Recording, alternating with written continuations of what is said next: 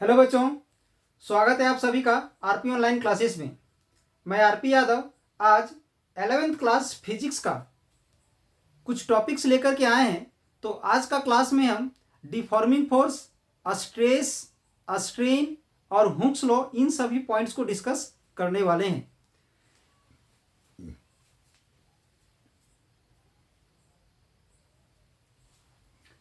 तो सबसे पहले हम बता दें आखिर डिफॉर्मिंग फोर्स हम लोग किसे कहते हैं। एक ऐसा एक्सटर्नल फोर्स, डिफॉर्मिंग फोर्स मतलब एक ऐसा एक्सटर्नल फोर्स जो किसी बॉडी में अगर अप्लाइड कर दिया जाए तो उस बॉडी का कन्फिग्रेशन को चेंज कर दे। कन्फिग्रेशन का मीनिंग यहाँ पर उसका साइज और शेप से है। ठीक है, अगर कोई भी बॉडी को किसी भी फोर्स को, कोई भी एक्सटर्नल फोर्स को किसी बॉडी में लगाने से अगर उसका लेंथ इंक्रीज हो जा रहा है तो उस फोर्स को डिफॉर्मिंग फोर्स बोलेंगे। अगर उसका एरिया, वॉल्यूम या डायमीटर या बॉडी अगर शेप अगर थोड़ा झुक जा रहा है तो इन सभी कंडीशन में लगने वाले फोर्स को हम लोग डिफॉर्मिंग फोर्स कहते हैं। ठीक है,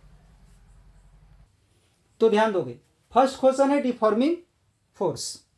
तो डिफॉर्मिंग फोर्स हम लोग किसे बोलते हैं? An external force that changes the shape or size, that is configuration of a body is called deforming force। ठीक है, इसके बाद है स्ट्रेन। तो अब अगर किसी बॉडी में हम डिफॉर्मिंग फोर्स लगाए हैं तो सीधी सी बात है उसका कन्फिग्रेशन चेंज होगा, लेंथ चेंज कर सकता है, वॉल्यूम चेंज कर सकता है और कुछ भी चेंज कर सकता है।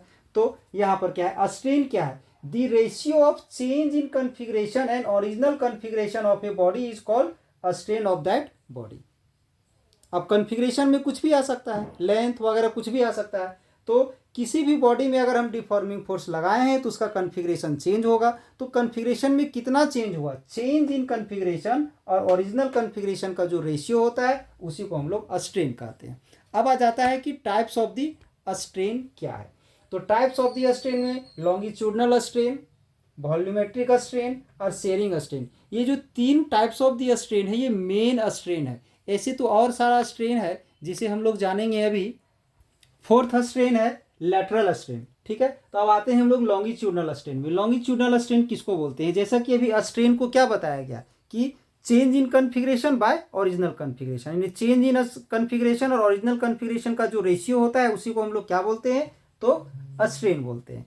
तो उसके अनुसार लॉन्गिट्यूडनल क्या होगा? कन्फिग्रेशन में लेंथ भी आ सकता है, तो change in length, change in length और ओरिजिनल लेंथ का जो रेशियो होता है, चेंज इन लेंथ और ओरिजिनल लेंथ का जो रेशियो होता है that is delta L by L जो होता है उसे हम लोग लॉन्गिट्यूडनल स्ट्रेन कह सकते हैं। अब अगर आपसे अगर लॉन्गिट्यूडनल स्ट्रेन का डिफिनेशन अगर पूछा जाएगा तो जैसा कि अभी हम स्ट्रेन का डिफिनेशन बताएं सेम वैसे ही लिखोगे जैसे वहां बताए हैं, the ratio of the change in configuration and original configuration. तो इसका डिफिनेशन लिखोगे द रेशियो ऑफ, डिफिनेशन क्या लिखोगे? The ratio of change in length and original length of a body is called longitudinal strain। अब अगर हम आ जाते हैं वॉल्यूमेट्रिक स्ट्रेन। ठीक है, वॉल्यूमेट्रिक स्ट्रेन में अगर आ जाते हैं तो ध्यान दोगे change in volume by original volume हो जाएगा, यानी डेल्टा वी बाय वी हो जाएगा। डिफिनेशन अगर देना चाहते हो तो दे सकते हो, the ratio of change in volume and original volume of a body is called volumetric strain. अब आ जाते हैं हम लोग शेयरिंग स्ट्रेन। ये शेयरिंग स्ट्रेन क्या है? तो अगर कोई भी क्यूबिकल बॉडी हो, अगर उस क्यूबिकल बॉडी में कोई टेंजेंशियल फोर्स अगर लगा दिया जाए और इसका बेस अगर फिक्स्ड हो, बेस अगर इधर से उधर थोड़ा सा भी चेंज ना हो और अगर टॉप में उसका फोर्स लगा दिया जाए तो बॉडी थोड़ा सा झुक जाता है, बेंड कर जाता है। तो जितने एंगल से वो झुकेगा उसका वर्टिकल फेस थीटा, उस थीटा को ही हम लोग शेयरिंग स्ट्रेन कहते हैं। ठीक है, इसके बाद फोर्थ पॉइंट यहां लिख लोगे। फोर्थ पॉइंट क्या था? तो लैटरल स्ट्रेन। लैटरल स्ट्रेन का डिफिनेशन है change in diameter by original diameter, यानी लैटरल स्ट्रेन जो हमारा ये था, लैटरल स्ट्रेन का डिफिनेशन लिखना चाहते तो लिख सकते हो, lateral strain is the ratio of change in diameter and original diameter. ठीक है, इसमें एक सिंपल सा क्वेश्चन है कि स्ट्रेन का यूनिट एंड डायमेंशन क्यों नहीं होता है, ये भी क्वेश्चन कभी कभी पूछा जाता है, तो ध्यान दोगे। Why strain has no unit, strain का यूनिट नहीं होता है, ऐसा क्यों है? क्यों नहीं होता है इसका यूनिट? तो ध्यान दोगे, a strain is unitless quantity because it is the ratio of two quantities that have the same dimension and units। जैसे कि यहीं पर देखोगे, यहाँ पर ध्यान दोगे, यहाँ पर जो वॉल्यूमेट्रिक स्ट्रेन का जो रेशियो है, डिफिनेट फॉर्मूला है क्या है? Volume by volume. ऊपर में क्या है? Length by length.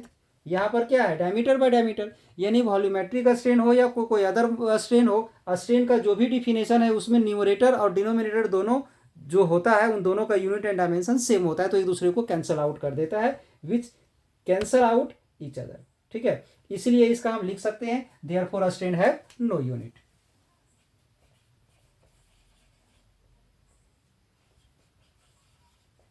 Therefore a strain have no unit और डायमेंशन है, डायमेंशन भी इसका भी नहीं होता है, यानी इसका डायमेंशन भी नहीं होता है, इसका यूनिट भी नहीं होता है। नेक्स्ट क्वेश्चन क्या है, ध्यान दोगे, रेस्टोरिंग फोर्स। तो सबसे पहले पता होना चाहिए कि रेस्टोरिंग फोर्स क्या होता है। जैसे कि अभी हम लोग डिफॉर्मिंग फोर्स पढ़े हैं, ठीक है, तो ये डिफॉर्मिंग फोर्स से ही थोड़ा बहुत रिलेटेड है। जब किसी बॉडी में हम लोग डिफॉर्मिंग फोर्स लगाते हैं तो क्या होता है, वो बॉडी डिफॉर्म हो जाता है, मतलब उसका कॉन्फ़िगरेशन चेंज हो जाता है। और जब हम लोग डिफॉर्मिंग फोर्स लगा करके अगर डिफॉर्मिंग फोर्स रिमूव कर लेते हैं, हटा लेते हैं, तो वो बॉडी फिर से अपना ओरिजिनल कॉन्फ़िगरेशन में आने की कोशिश करता है। तो कोई भी बॉडी के द्वारा अपना ओरिजिनल कॉन्फ़िगरेशन में आने के लिए उसका इंटरनल पार्ट से जो फोर्स उत्पन्न किया जाता है, जो फोर्स लगाया जाता है, उस फोर्स के को ही हम लोग क्या बोलते हैं, तो रेस्टोरिंग फोर्स कहते हैं। ठीक है, उसे क्या बोलते हैं, तो रेस्टोरिंग फोर्स कहा जाता है। ध्यान दोगे, restoring force is a force that acts to bring a body to its equilibrium position और ओरिजिनल कॉन्फ़िगरेशन, यानी किसी भी बॉडी के द्वारा उसको ओरिजिनल कॉन्फ़िगरेशन या इक्विलिब्रियम में आने के लिए लगाया गया फोर्स को ही हम लोग रेस्टोरिंग फोर्स कहते हैं। ठीक है, अब आगे आ जाते हैं हम लोग स्ट्रेस में। तो किस बॉडी में डिफॉर्मिंग फोर्स लगा करके अगर हम लोग हटा लेते हैं तो अपना ओरिजिनल कॉन्फ़िगरेशन में आने के लिए रेस्टोरिंग फोर्स लगाता है। तो किसी भी बॉडी के पर यूनिट एरिया के द्वारा जो रेस्टोरिंग फोर्स लगाया जाएगा उस फोर्स को हम लोग, रेस्टोरिंग फोर्स को हम लोग स्ट्रेस कहते हैं, यानी restoring force per unit area.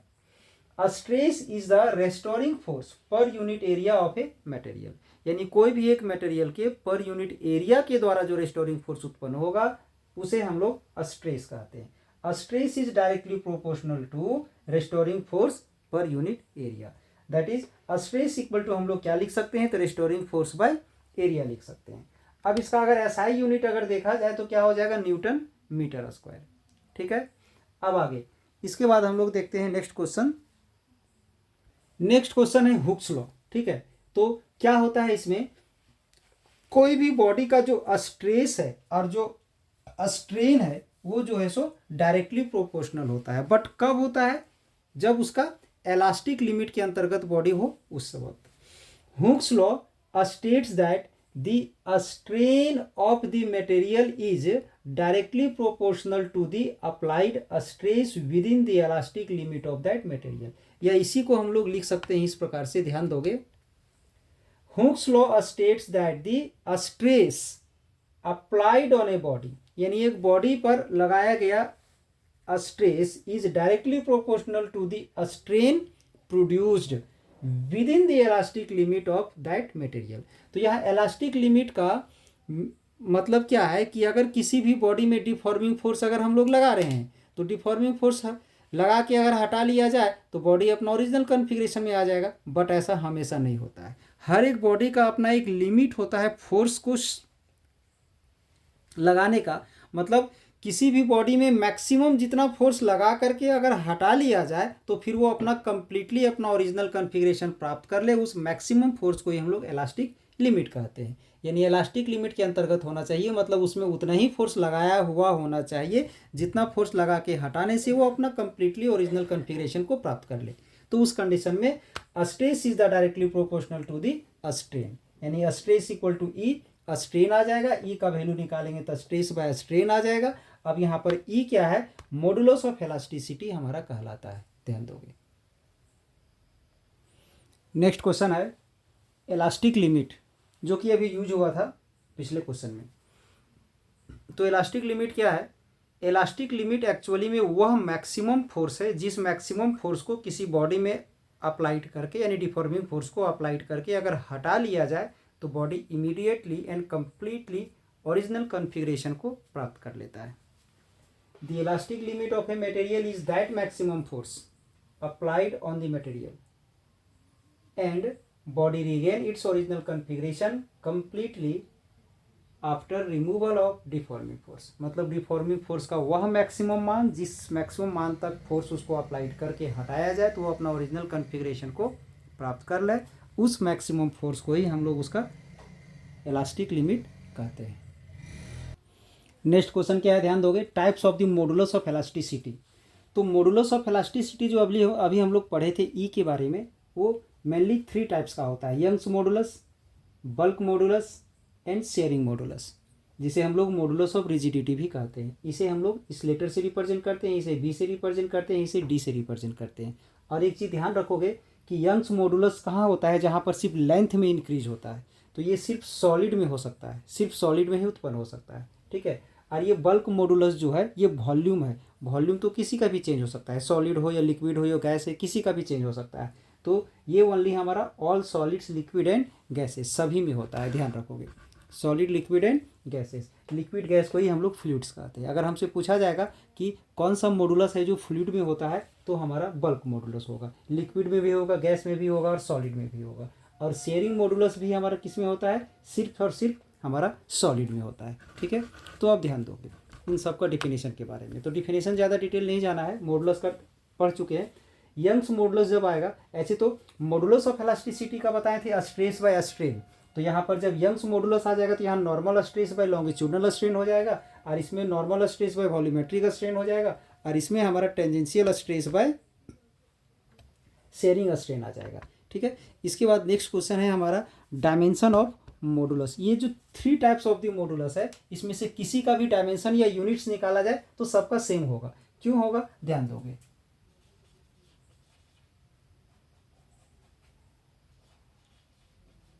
Unit and dimension of all modulus, सभी मॉडुलस का यूनिट एंड डायमेंशन क्या होता है, इज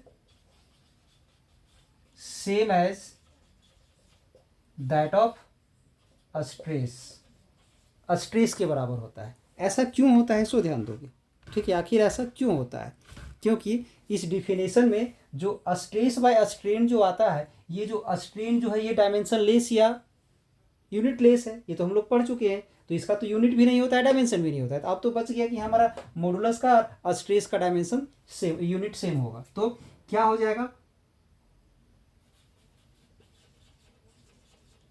मॉडुलस ऑफ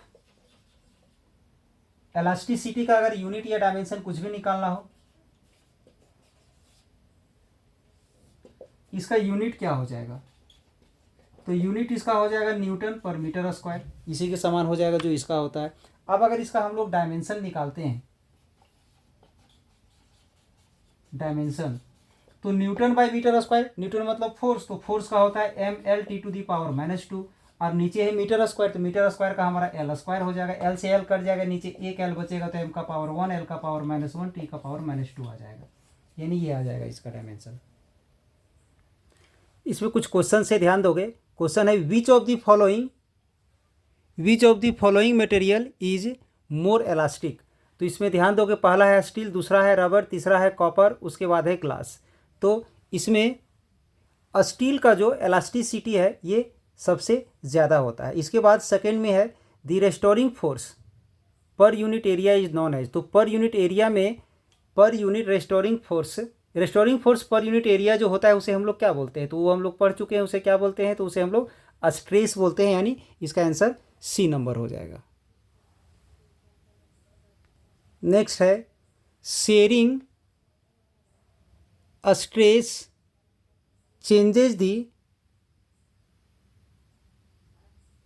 चेंजेस उसका फिल इन द ब्लैंक्स है ऑफ द बॉडी, यानी बॉडी का कौन सा पार्ट को ये चेंज करता है, लेंथ को, शेप को, ब्रेड्थ को या वॉल्यूम को।